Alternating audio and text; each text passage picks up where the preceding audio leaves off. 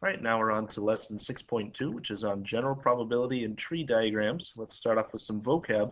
The fundamental counting principle, or the FCP. This is just a way of finding the number of total possible outcomes for a few events. So if we wanted to find how many different ways you could flip a coin and roll a die, so we wanted like both to happen at the same time, we would use the fundamental counting principle to find how that works. A sample space is the set of all possible outcomes. So if you were to write down every single possible way that you could do it, so in that example, flipping a coin and rolling a die, we would say something like heads 1, heads 2, heads 3, heads 4, heads 5, heads 6, and then all of those for tails as well, tails 1, tails 2, tails 3, and so on. That would be a sample space. The outcome is just a possible result of an experiment. So the outcome of flipping a coin is either heads or it's tails. That would be an outcome. An event is the set of outcomes of an experiment. So if we wanted to say like rolling a die or a dice and getting odds, okay, there'd be more than just one way to do that. You can get 1, you can get 3, you can get 5. So an event would be getting odds. An outcome is getting one specific number. Independent events are two events whose results do not affect each other, and we'll see what that looks like a little later on. Dependent events are two events whose results do affect each other, so that changes their probability. Compound events are probabilities of two or more things happening together, and mutually exclusive events are events that can't happen together. So if I were to say, if you were to roll a dice, rolling a 3 and a 4, you can't roll both a 3 and a 4 on one roll. You can only roll one thing. So it's mutually exclusive events. You can't have both of them happening together. So let's go on to what some of these things look like. The fundamental counting principle can be used to calculate how many outcomes are possible given how many options are available at each stage. So how it's written kind of in mathematical terms, if event M can occur in M, this is little m, this is big M, if big M can occur in little m number of ways and is followed by an event big N that can occur in little n number of ways, then the event M followed by event N can occur in m times n ways. Now it sounds kind of weird written in that way. When we use an example, it'll make a little more sense. So example, food. For the breakfast special at the Country Pantry, customers can choose their eggs either scrambled, fried, or poached. They can get either whole wheat or white toast, and they can either get orange, apple, tomato, or grapefruit juice. How many different breakfast specials can a customer order? Well, so you have to think about how many things are at each stage there. Okay, if we first look at our eggs, then we look at our toast, those are our options, and our juice. Okay, so our options that we're looking at are what kind of eggs, what kind of toast, what kind of juice. So a customer's choice of eggs does not affect his choice of toast or juice. So the events are independent. Okay, these ones do not affect each other. I can get scrambled eggs and wheat toast. I can get scrambled egg and white toast. That's totally fine. There are 3 ways to get eggs, 2 ways to get toast, and 4 ways to get juice. So using the fundamental counting principle, we would say there's 3 times 2 times 4, or 24 ways to choose the breakfast special. You just multiply the number of ways of each event to get the total possible outcomes. So you could get like scrambled wheat and grapefruit juice. You could also get scrambled white and tomato juice. Each one of those, putting all 3 together, is a separate outcome or a separate event there.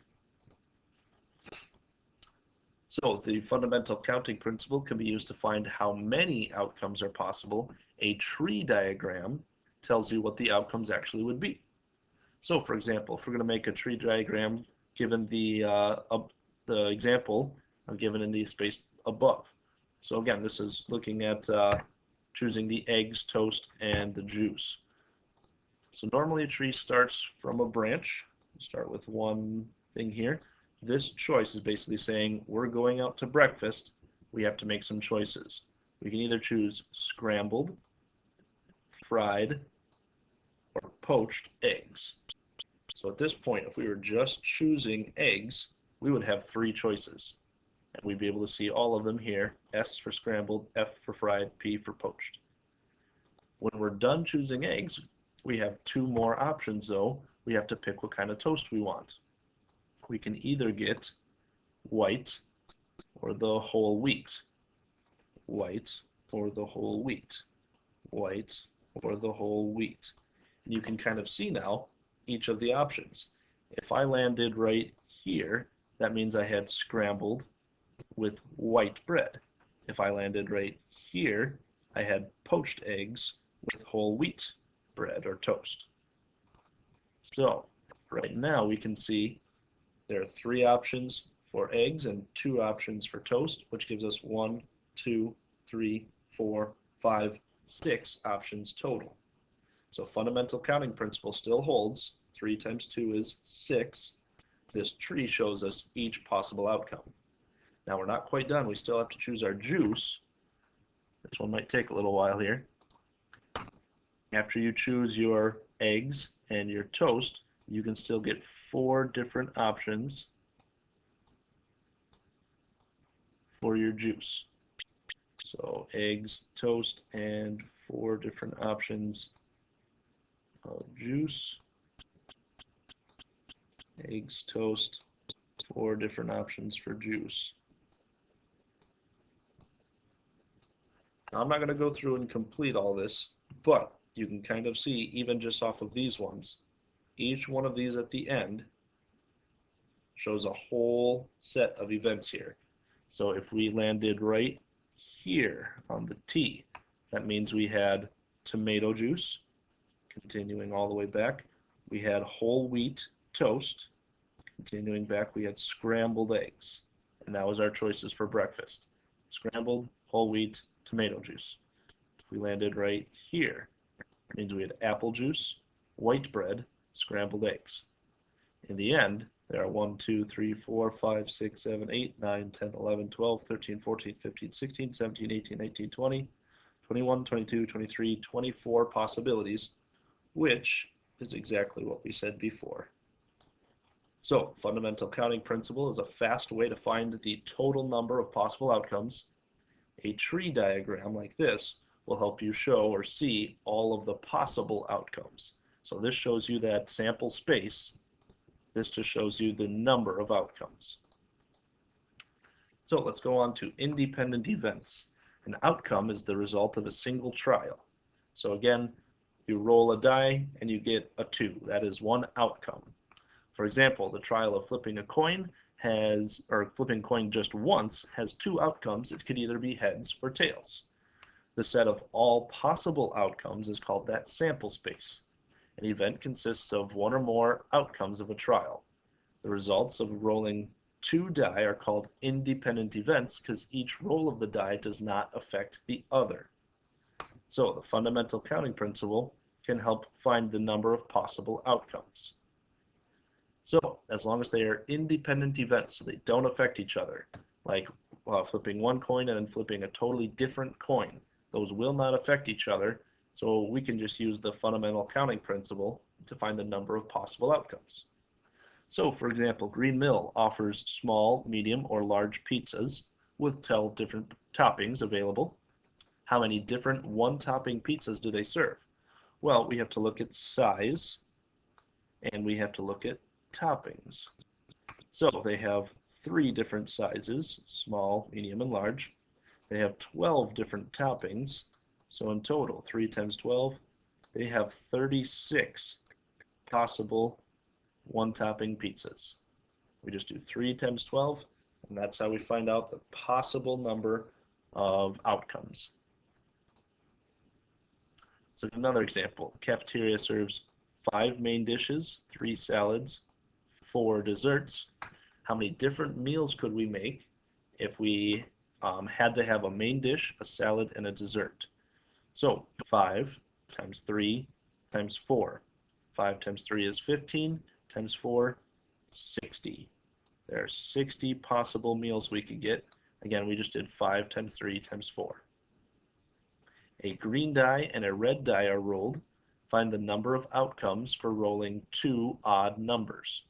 Well, if I roll a green die and I want an odd number, I could have 1, 3, or 5. So there are 3 ways to do that. If I roll a red die, I can get odd numbers 1, 3, and 5. So there are 3 different ways to do that. If I need to make sure that I can do 2 odd numbers, though, this would be things like 1 and then 1, 1 and then 3, 1 and then 5, 3 and then 1, 3 and then 3, 3 and then 5, and so on. So to find that, we do 3 times 3, which in the end equals 9. So there are 9 possible ways to roll 2 odd numbers. Dependent events. Dependent events occur when one event does affect the outcome of another. They're dependent on each other. The fundamental counting principle can still be used in these situations, but you have to change things up kind of as you're working, as you're going. So here's an example of what we mean by one event affects another one. If a musical group has been practicing 10 songs, but there's only time for 5 of them at the contest, how many different orderings of 5 songs are possible? Use the fundamental counting principle to calculate how many ways there are. Notice that the number of possibilities decrease at each stage. So there are 5 different songs that they can play, 1, 2, 3, 4, 5, or 5 different spaces. They have time for 5 songs. They know 10 different songs, so we need to find out how many different possible ways they can play those 5 songs. So the first song, there are 10 different possibilities. Out of the 10 songs they know, they can pick any one of them to play first. After they've already played one song, though, they're not going to play it again. So at the second song, there's only 9 left for them to play. So if we went 2 songs, it'd be 10 for the first one, 10 possible for the first one, then only 9 possible for the second. If we continue this down, there'd only be 8 possible for the third, 7 possible for the fourth, and 6 possible for the fifth. So each time we lost one because they had already played one of those songs, we wouldn't want to use it again. So instead of 10 times 10 times 10 times 10 times 10 in each of these spots, it'd be 10 times 9 times 8 times 7 times 6, which comes out to 46,980. There are 46,980 ways for them to pick 5 songs out of their list of 10. Independent events and multiplying probabilities. This is when you use and. Whenever you see an and, so this and that happening, that means you would be multiplying your probabilities. So if 2 events, A and B, are independent, then the probability of both occurring, so the probability of A and B, is the probability of A times the probability of B. So when you roll a die, an event such as rolling a 2 is called a simple event because it's just one event. An event that is made up of 2 or more simple events is called a compound event. For example, the event of rolling an odd number or a 4 is compound because it's made up of simple events, the 1, 3, or 5, or rolling a 4. So the fundamental counting principle method holds in this case as well. Find the probability at each stage, and then you multiply them. So a die is rolled 4 different times. Find the probability of each of these events. So again, it's going to be 4 different times, and then we just multiply them all together. So if our first one that we roll is a 1, then a 3, then a 2, then a 3, we need to do the probability of each one of those separately. So what's the probability of rolling a 1? That's 1/6. Then what's the probability of rolling a 3? That's 1/6. Probability of rolling a 2? That's 1/6. Then probability of rolling a 3? That's also 1/6. So the probability of this specific order, 1, then 3, then 2, then 3, is 1/6 times 1/6 times 1/6 times 1/6, which in the end comes out to 1 over 1,296. So this is the probability that that exact order will happen. For our next one, example B, we want that 2 odd numbers are rolled, then a 5, then a 6. Now for odd numbers, it can be 1, 3, or 5. So for the first one to be odd, it would be 3 out of 6. 1, 3, or 5, that's 3 of them. For the second one to be odd, again, that's 3 out of 6, 1, 3, or 5. Then we need a 5, that'd be 1 out of 6. Then a 6, that'd be 1 out of 6. So when we multiply it all together, we get 9 out of 1,296, which reduces to 1 out of 144. So it's a little bit more probable to get 2 odd numbers, then a 5, then a 6, than it was to get this particular order. Next example, a box contains 5 triangles, 6 circles, and 4 squares. If a figure is removed, then we replace it, and then a second figure is picked. What's the probability that it was a triangle and then a circle that were picked? Well, what would be the probability first that we picked a triangle? 5 out of 15. There are 5 triangles out of 15 figures total. 5 plus 6 plus 4 is 15. Then, if we put it back in there, so there's still 15, what's the probability that the next one would be a circle? Well, 6 out of 15. So 5 out of 15 times 6 out of 15 is 30 out of 225, which reduces to 2 out of 15. So when it's a probability of this and then this, you just multiply the two probabilities together, and whatever you get is your probability of that whole thing happening. Let's look at dependent events. Dependent events and multiplying probabilities. If two events A and B are dependent, then the probability of both events occurring, probability of A and B, is first you have to do A, then you multiply it by B following A. So you have to write out that probability of B as affected by A already.